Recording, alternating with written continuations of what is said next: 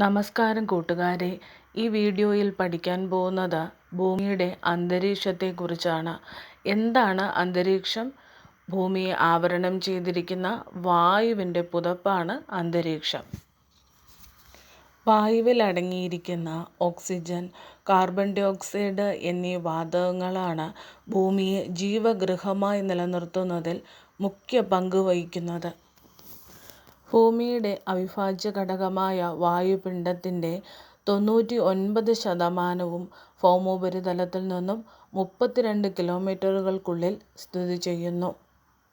കൂട്ടുകാരെ, നമുക്ക് എപ്പോഴാണ് അന്തരീക്ഷ വായുവിൻ്റെ സാന്നിധ്യം തിരിച്ചറിയാൻ കഴിയുന്നത്? കാറ്റ് വീശുമ്പോൾ മാത്രമാണ് അന്തരീക്ഷ വായുവിൻ്റെ സാന്നിധ്യം നമുക്ക് തിരിച്ചറിയാൻ കഴിയുന്നത്. ഓക്സിജൻ, കാർബൺ ഡൈ ഓക്സൈഡ് എന്നീ വാതകങ്ങളുടെ അളവിനെ നിയന്ത്രിക്കുന്നതിൽ സസ്യങ്ങൾക്ക് പ്രധാന സ്ഥാനമുണ്ട്. സസ്യങ്ങൾ അവയുടെ വളർച്ചയ്ക്ക് ആവശ്യമായ ഊർജം സംഭരിക്കുന്നത് പ്രകാശ സംശ്ലേഷണത്തിലൂടെയാണ്. പ്രകാശ സംശ്ലേഷണത്തിലൂടെ സസ്യങ്ങൾ കാർബൺ ഡൈ ഓക്സൈഡ് ആഗിരണം ചെയ്യുകയും ഓക്സിജൻ അന്തരീക്ഷത്തിലേക്ക് പുറന്തള്ളുകയും ചെയ്യുന്നു. ശ്വസന പ്രക്രിയയ്ക്കായി മനുഷ്യനും മറ്റ് ജീവികളും ഓക്സിജൻ ഉപയോഗിക്കുന്നു. നൈട്രജൻ സ്ഥിരീകരണത്തിലൂടെ സസ്യവളർച്ചയ്ക്കായി നൈട്രജൻ ഉപയോഗപ്പെടുത്തുന്നു. അന്തരീക്ഷ വായുവിലെ പ്രധാന ഘടകങ്ങൾ എന്തൊക്കെയാണെന്ന് നമുക്ക് നോക്കാം. വാതകങ്ങൾ, ജലബാഷ്പം, പൊടിപടലങ്ങൾ എന്നിവയൊക്കെയാണവ. ഇനി നമുക്കിവ വിശദമായി പഠിക്കാം. ആദ്യമായി നമുക്ക് വാതകങ്ങളെക്കുറിച്ച് നോക്കാം. അന്തരീക്ഷത്തിൽ അടങ്ങിയിരിക്കുന്ന വാതകങ്ങളുടെ 99% നൈട്രജനും ഓക്സിജനുമാണ്. 78.08% അന്തരീക്ഷത്തിലെ നൈട്രജൻ്റെ അളവ്. എത്രയാണ്? 78.08% അന്തരീക്ഷത്തിലെ നൈട്രജൻ്റെ അളവ്. 21% അന്തരീക്ഷത്തിലെ ഓക്സിജൻ്റെ അളവ്. Argon, carbon dioxide, neon, helium, hydrogen എന്നിവ വളരെ ചെറിയ അളവിൽ മാത്രമേ അന്തരീക്ഷത്തിൽ കാണുന്നുള്ളൂ.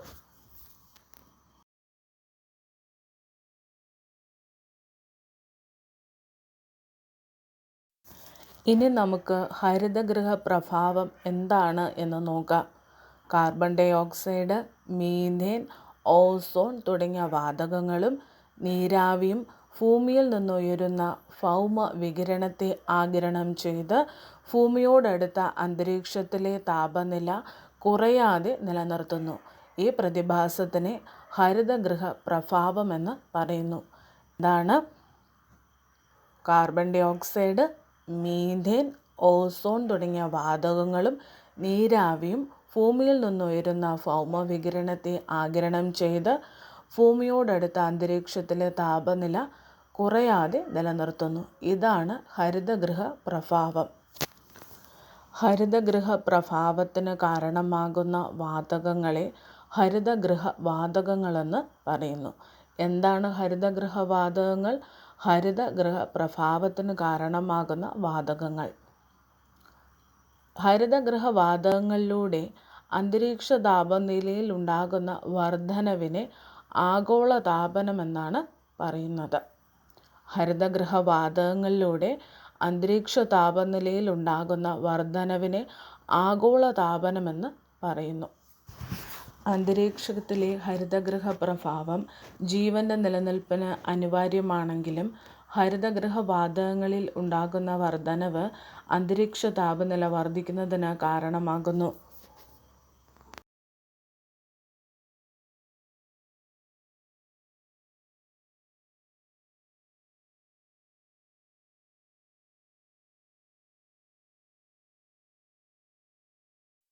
അഗ്നിപർവ്വത സ്ഫോടനം, ജൈവവസ്തുക്കളുടെ ജീർണനം തുടങ്ങിയ സ്വാഭാവിക മാർഗങ്ങളിലൂടെയും ധാതു ഇന്ധനങ്ങൾ കത്തിക്കൽ, മരം മുറിക്കൽ തുടങ്ങിയ പ്രവർത്തനങ്ങളിലൂടെയും ഹരിതഗൃഹ വാതകങ്ങൾ അന്തരീക്ഷത്തിലെത്തുന്നു. ഇവയിലൂടെ സ്വതന്ത്രമാക്കപ്പെടുന്ന ഹരിതഗൃഹ വാതകങ്ങളിൽ ഏറ്റവും കൂടുതലുള്ളത് കാർബൺ ഡൈ ഓക്സൈഡാണ്. ക്യോട്ടോ പ്രോട്ടോക്കോൾ എന്താണിത്? ഹരിതഗൃഹ വാതകങ്ങൾ നിയന്ത്രിക്കുന്നതിനായുള്ള ആഗോള ശ്രമങ്ങളിൽ ഏറ്റവും പ്രധാനമാണ് ക്യോട്ടോ പ്രോട്ടോക്കോൾ. 1997 ക്യോട്ടോ ഉച്ചകോടിയുടെ ഭാഗമായി വിളംബരം ചെയ്യപ്പെട്ട ഈ ഉത്തരവ് 2005 141 രാജ്യങ്ങളുടെ അംഗീകാരത്തോടെ നിലവിൽ വന്നു. 2012 ഹരിതഗൃഹ വാതക തോത് 1990കളിൽ നിന്നും 5% കുറയ്ക്കാൻ 35 വ്യാവസായിക രാജ്യങ്ങൾക്ക് ക്യോട്ടോ പ്രോട്ടോക്കോളിലൂടെ താക്കീത് നൽകിയിരുന്നു. ആഗോളതാപനം ഭൂമിയിലെ ജീവജാലങ്ങളുടെ നിലനിൽപ്പിന് ഭീഷണിയാണ്. അതെങ്ങനെയാണെന്ന് നോക്കാം. ഒന്നാമത്തേത്, ധ്രുവപ്രദേശങ്ങളിലെ മഞ്ഞുരുകുന്നതിലൂടെ സമുദ്രജലനിരപ്പ് ഉയരും. 2. ആവാസവ്യവസ്ഥയിലെ പല ജന്തുജാലങ്ങളുടെ നാശത്തിന് വഴിതെളിക്കും. സമുദ്രതീര ആവാസവ്യവസ്ഥയിലുണ്ടാകുന്ന നാശം, ഭക്ഷ്യദൗർലഭ്യം, വൻതോതിലുള്ള കുടിയേറ്റം തുടങ്ങിയ പ്രശ്നങ്ങൾക്ക് കാരണമാകും. ഇനി നമുക്ക് ഓസോൺ വാതകത്തെക്കുറിച്ച് പഠിക്കാം. ഭൗമോപരിതലത്തിൽ നിന്നും 10 മുതൽ 50 കിലോമീറ്റർ വരെ ഓസോൺ വാതകം കേന്ദ്രീകരിച്ചിരിക്കുന്നു. ഇതിനെ ഓസോൺ പാളി എന്ന് പറയുന്നു. ഭൗമോപരിതലത്തിൽ നിന്നും 10 മുതൽ 50 കിലോമീറ്റർ വരെ ഓസോൺ വാതകം കേന്ദ്രീകരിച്ചിരിക്കുന്നു. ഇതിനെ ഓസോൺ പാളി എന്ന് പറയുന്നു. ഓസോൺ പാളി സൂര്യനിൽ നിന്നുള്ള ഹാനികരമായ അൾട്രാവയലറ്റ് രശ്മികളെ ആഗിരണം ചെയ്യുകയും ഭൂമിയിലെ ജീവജാലങ്ങളെ സംരക്ഷിക്കുകയും ചെയ്യുന്നു. അൾട്രാവയലറ്റ് രശ്മികൾ സൃഷ്ടിക്കുന്ന ദോഷഫലങ്ങൾ എന്തൊക്കെയാണ്? കാലാവസ്ഥാ മാറ്റം, ആഹാര ശൃംഖലയുടെ തകർച്ച, കൃഷിനാശം, സസ്യവളർച്ച മുരടിക്കൽ, അകാല വാർദ്ധക്യം, അന്ധത, തൊലിപ്പുറത്തുണ്ടാകുന്ന ക്യാൻസർ മുതലായവ. കൂട്ടുകാരെ, ഇനി നമുക്ക് ഓസോൺ എങ്ങനെ രൂപം കൊള്ളുന്നു എന്ന് നോക്കാം. അന്തരീക്ഷത്തിൽ ഏകദേശം 20 മുതൽ 50 കിലോമീറ്റർ വരെ ഉയരത്തിൽ സൂര്യരശ്മികളിലെ അൾട്രാവയലറ്റ് കിരണങ്ങൾ സാധാരണ ഓക്സിജൻ തന്മാത്രകളെ വിഘടിപ്പിക്കുന്നു. അങ്ങനെ ഏക അറ്റോമിക ഓക്സിജൻ തന്മാത്രകൾ രൂപപ്പെടുന്നു. ഏക അറ്റോമിക ഓക്സിജൻ തന്മാത്രകൾ സാധാരണ ഓക്സിജൻ തന്മാത്രകളോട് ചേർന്ന് 3 ആറ്റമുള്ള ഓസോൺ വാതകം രൂപം കൊള്ളുന്നു. ഈ പ്രക്രിയയെ ഓസോണീകരണമെന്ന് പറയുന്നു. അന്തരീക്ഷത്തിൽ ഏകദേശം 20 മുതൽ 50 കിലോമീറ്റർ വരെ ഉയരത്തിൽ സൂര്യരശ്മികളിലെ അൾട്രാവയലറ്റ് കിരണങ്ങൾ സാധാരണ ഓക്സിജൻ തന്മാത്രകളെ വിഘടിപ്പിക്കുന്നു. അങ്ങനെ ഏക അറ്റോമിക ഓക്സിജൻ തന്മാത്രകൾ രൂപപ്പെടുന്നു. ഏക അറ്റോമിക ഓക്സിജൻ തന്മാത്രകൾ സാധാരണ ഓക്സിജൻ തന്മാത്രകളോട് ചേർന്ന് 3 ആറ്റമുള്ള ഓസോൺ വാതകം രൂപം കൊള്ളുന്നു. ഈ പ്രക്രിയയെ ഓസോണീകരണമെന്ന് പറയുന്നു. റെഫ്രിജറേറ്ററുകൾ, എയർ കണ്ടീഷണറുകൾ, വിവിധതരം സ്പ്രേകൾ, അഗ്നിശമന വാതകങ്ങൾ, പെയിന്റ് തുടങ്ങിയവ ക്ലോറോഫ്ലോറോ കാർബണുകൾ, ഹാലോൺ തുടങ്ങിയ വാതകങ്ങളുടെ സ്രോതസ്സുകളാണ്.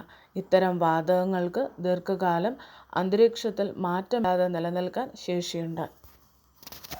ഉയർന്ന വിതാനങ്ങളിലേക്ക് എത്തുന്ന ഈ വാതകങ്ങൾ സൂര്യനിൽ നിന്നുള്ള UV കിരണങ്ങളാൽ വിഘടിച്ച് ക്ലോറിൻ, ബ്രോമിൻ മുതലായ വാതകങ്ങളായി മാറുന്നു. ഓരോ ക്ലോറിൻ ആറ്റത്തിനും 100,000-ഓളം ഓസോൺ തന്മാത്രകളെ വിഘടിപ്പിക്കാൻ കഴിയും. എന്നാൽ ബ്രോമിനാണ് ക്ലോറിനേക്കാൾ വേഗത്തിൽ ഓസോൺ തന്മാത്രകളെ വിഘടിപ്പിക്കാൻ കഴിയുന്നത്. അന്തരീക്ഷത്തിലെ ഓസോൺ പാളിയിൽ ഉണ്ടാകുന്ന ശോഷണത്തെ ഓസോൺ സുഷിരമെന്ന് വിളിക്കുന്നു.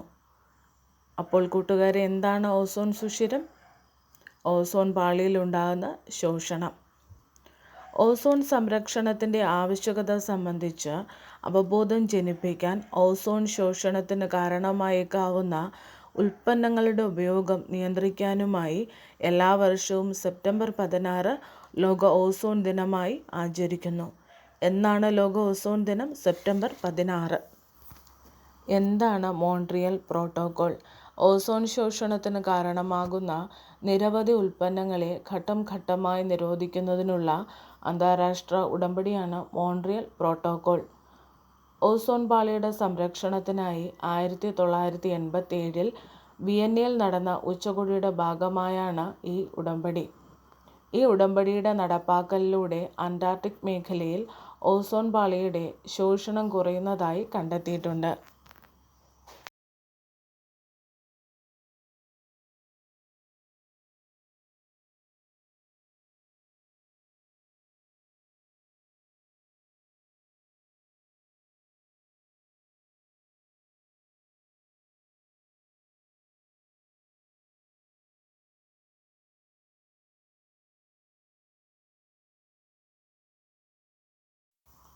ഭൂമിയുടെ അന്തരീക്ഷവായുവിലെ അടുത്ത പ്രധാന ഘടകമാണ് ജലബാഷ്പം.